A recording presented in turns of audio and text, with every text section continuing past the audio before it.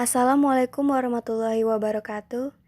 Terima kasih atas kesempatannya. Kami dari kelompok 10 kelas Etika Bisnis dan Profesi Akuntansi akan mempresentasikan tentang teori dan prinsip etika.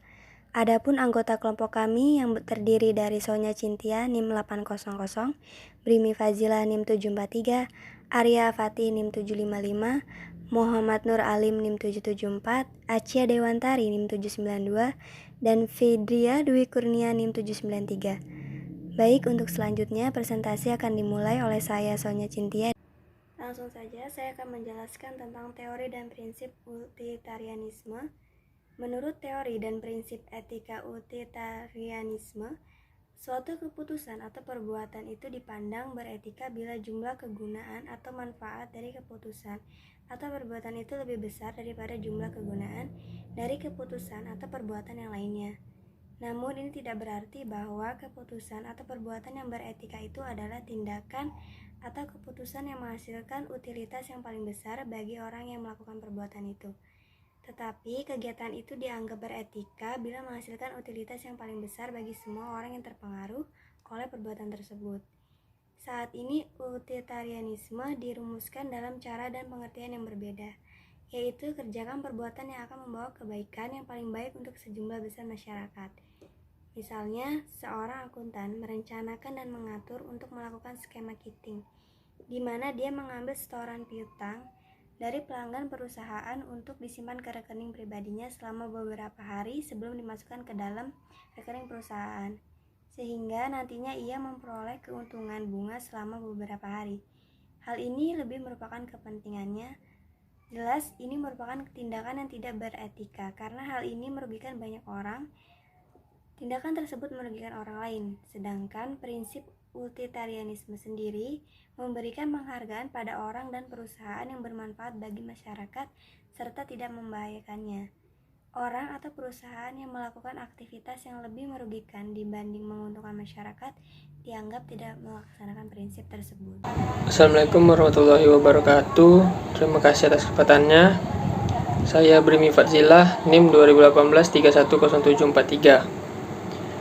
Sini saya akan menjelaskan utilitarianisme menurut John Rawls tahun 1955.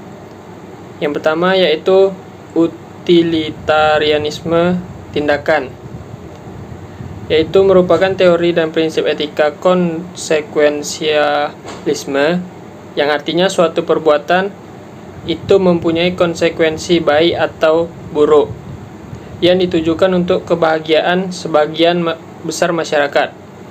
Dengan demikian, pada prinsip utilitarianisme, tindakan orang dianggap melakukan perbuatan yang beretika bila seseorang memilih dan melaksanakan suatu tindakan tertentu yang akan bermanfaat dan membahagiakan sebagian besar masyarakat.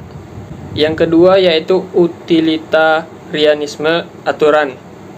Dalam kenyataannya, utilitarianisme tindakan sulit dilaksanakan oleh seseorang bila ingin melakukan tindakan yang beretika.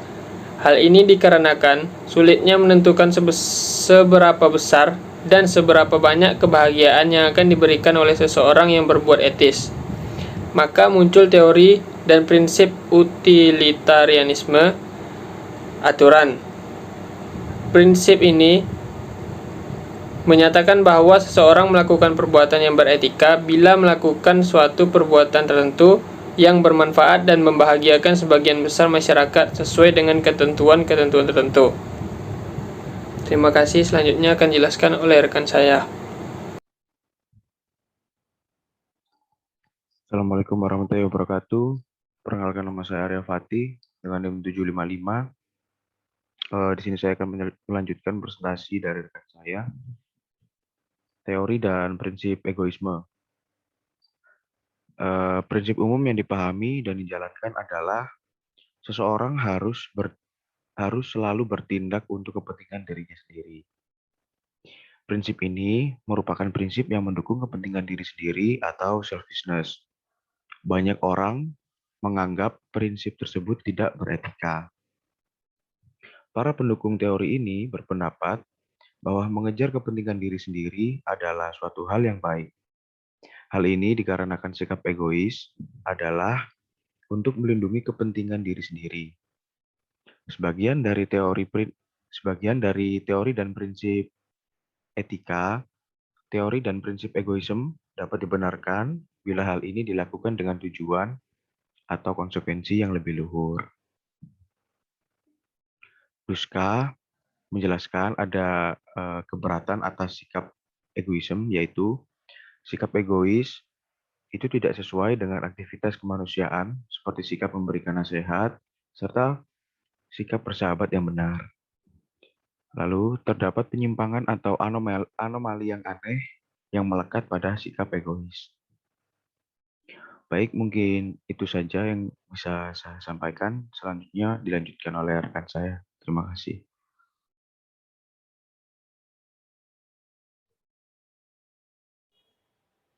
Baik, sebelumnya terima kasih atas kesempatannya. Nama saya Muhammad Nur Alim dengan NIM 2018-310774. Di sini saya akan menjelaskan mengenai keberatan atas sikap egois menurut Duska tahun 2006.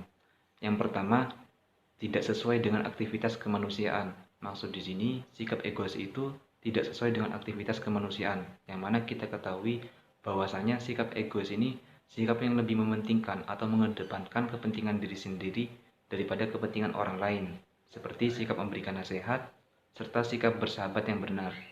Yang kedua, terdapat penyimpangan atau anomali yang aneh yang melekat pada sikap egois.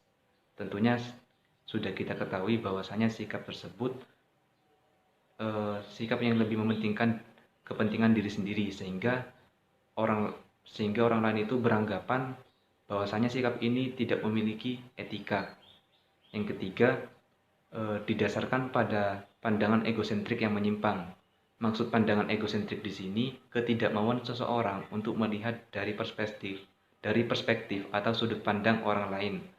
Sehingga hal ini meliputi gagalnya seseorang untuk menarik kesimpulan dari apa yang orang lain pikirkan, rasakan, dan lihat. Demikian penjelasan dari saya, selanjutnya akan dijelaskan oleh rekan saya. Terima kasih. Terima kasih atas kesempatannya. Saya Aceh Dewantari, NIM 2018-310-792. Di sini saya akan melanjutkan presentasi dari rekan saya. Selanjutnya adalah teori dan prinsip etika virtual, kebijakan atau keutamaan. Aristoteles yang meyakini karakter dan integritas individual menjelaskan konsep tentang bagaimana seseorang berkomitmen untuk mencapai sesuatu yang ideal. Gillier 2008 mengatakan akan menjadi orang yang seperti apa aku nantinya dan bagaimana aku menjadi orang yang seperti itu. Teori dan prinsip tersebut dinamakan dengan etika virtual atau etika kebajikan atau keutamaan. Menurut pandangan Aristoteles, hidup yang baik dan bentuk kehidupan yang sejahtera merupakan suatu kehidupan di mana seseorang melakukan suatu keutamaan. Kebajikan yang utama yang harus dikejar dan dicapai oleh para akuntan adalah menjadi akuntan yang dapat dipercaya. Duskas 2006. Namun, karena mereka mempunyai tujuan keutamaan yang lebih dari itu, maka mereka mungkin mempunyai tujuan yang membutuhkan beberapa kesamaan dan beberapa perbedaan keutamaan. Serta mungkin muncul konflik antara keutamaan. Misalnya, bila loyalitas dipandang sebagai suatu keutamaan atau kebajikan. Sekian presentasi dari saya, selanjutnya akan dilanjutkan oleh rekan saya. Terima kasih. Terima kasih atas kesempatannya. Perkenalkan, nama saya Fidria Dwi Kurnia dengan NIM 793 dari kelompok 10. Di sini saya akan melanjutkan presentasi dari rekan saya. Di sini saya akan menjelaskan mengenai pendekatan etis yang harus dilakukan oleh seorang akuntan menurut Duska. Nah, sebelumnya sudah dijelaskan oleh rekan saya bahwa kebajikan yang utama yang harus dikejar dan dicapai oleh seorang akuntan adalah menjadi akuntan yang dapat dipercaya. Nah, di sini Duska juga menjelaskan lagi bahwa pendekatan etis itu harus dilakukan oleh seorang akuntan dalam mengejar keutamaan atau kebajikan. Yang pertama yaitu adalah seorang akuntan harus memberikan manfaat serta tidak merugikan orang lain. Jadi, sebagai seorang akuntan kita harus banyak memberikan manfaat untuk orang-orang di sekitar kita, terutama untuk perusahaan di mana tempat akuntan tersebut bekerja. Kemudian yang kedua yaitu seorang akuntan harus hidup secara bertanggung jawab karena mereka mempunyai komitmen terhadap orang atau masyarakat. Jadi sebagai akuntan kita ini harus hidup secara bertanggung jawab dengan apa yang kita kerjakan. Misalnya saja seperti kita bertanggung jawab atas pembuatan laporan keuangan, jadi kita harus benar-benar mengerjakan hal tersebut dengan baik dan benar. Jadi kita harus bertanggung jawab karena manfaatnya juga akan untuk orang banyak, untuk masyarakat sekitar. Kemudian yang ketiga yaitu ada seorang akuntan harus tidak mengeksploitir orang lain. Jadi maksud mengeksploitir di sini itu adalah kita sebagai akuntan tidak boleh sewenang-wenangnya bersikap sewenang-wenang terhadap orang lain. Seperti itu. Kemudian yang keempat yaitu ada seorang akuntan harus mengembangkan keutamaan seperti integritas dan kejujuran untuk menjamin praktik-praktik kehidupan profesinya. Jadi sebagai seorang akuntan harus menjunjung tinggi integritas dan juga kejujuran dalam setiap pekerjaan yang dilakukan oleh akuntan. Baik, untuk yang terakhir yaitu adalah kesimpulan. Jadi pada umumnya terdapat teori yang berkaitan dengan etika profesi. Yang pertama yaitu ada teori dari prinsip etika deontologi, yang kedua ada teotologi, yang ketiga ada utilitarianisme dan egoisme, dan yang terakhir ada teori dari prinsip etika virtual, di mana dengan memahami teori-teori tersebut, tentunya akuntan akan lebih memahami makna dan juga penerapan dari etika profesi itu sendiri. Kemudian dengan memahami teori-teori tersebut akan membuat akuntan untuk lebih mudah dalam membuat keputusan dan juga mengambil tindakan bila mana seorang akuntan menghadapi dilema-dilema ketika menjalankan tugasnya nanti. Sekian dari kelompok kami, apabila ada kurang lebihnya mohon maaf. Wassalamualaikum warahmatullahi wabarakatuh.